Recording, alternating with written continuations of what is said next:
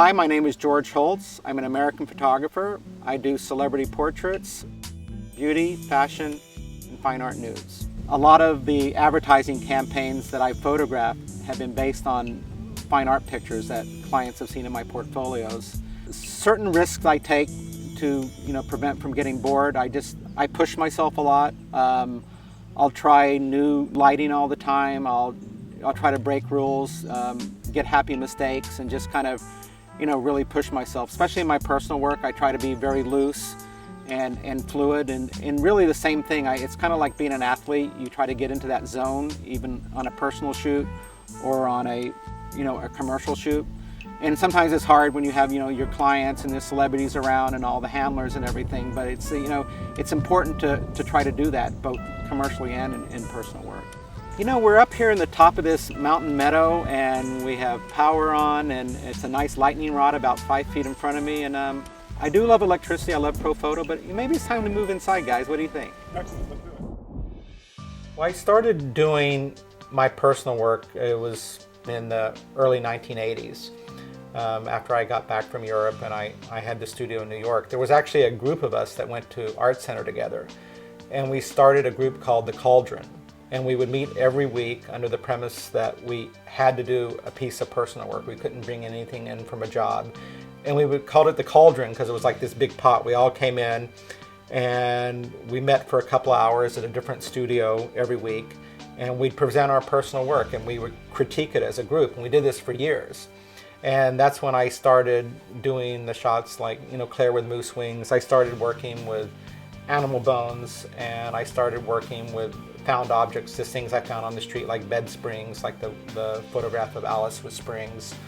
And I was, very influenced by the Surrealist movement, Man Ray, Hans Bellmer, Lee Miller, all those people that age. I love, the lighting and the shadows and kind of the surreal compositions and everything. So I was definitely influenced. I was also influenced by Helmut, but I think as I kept shooting, my own style kind of emerged from that.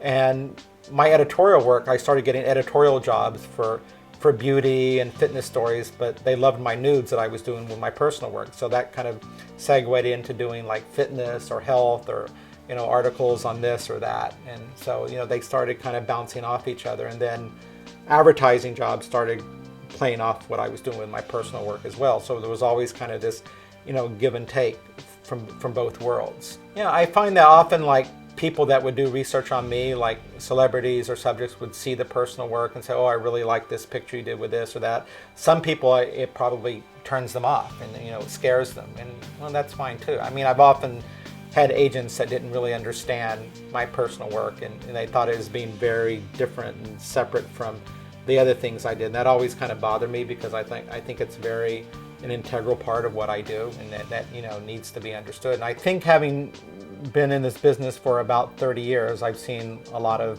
photographers come and go, a lot of great photographers, come and go. And I think, the secret to longevity and success in photography is that you really have to love it. You can't get in it just for the money or for the fame, that you have to love taking photographs, and you have to want to grow. And you have to keep evolving, you have to change. Even though, your style can remain the same, you have to change with the times. Needs change, clients' needs change. The technology of photography is constantly changing, especially in the last 10 years. You have to evolve. I think it's important to keep what you know and your integrity, but you need to move forward and to keep your style, to keep your dignity. But most of all, you have to love it, and you have to love what you're doing. Because if you get tired of taking pictures and tired of photography, it's going to show. You have to keep that enthusiasm, whatever that is, whatever that takes, because you really are only as good as your last photograph.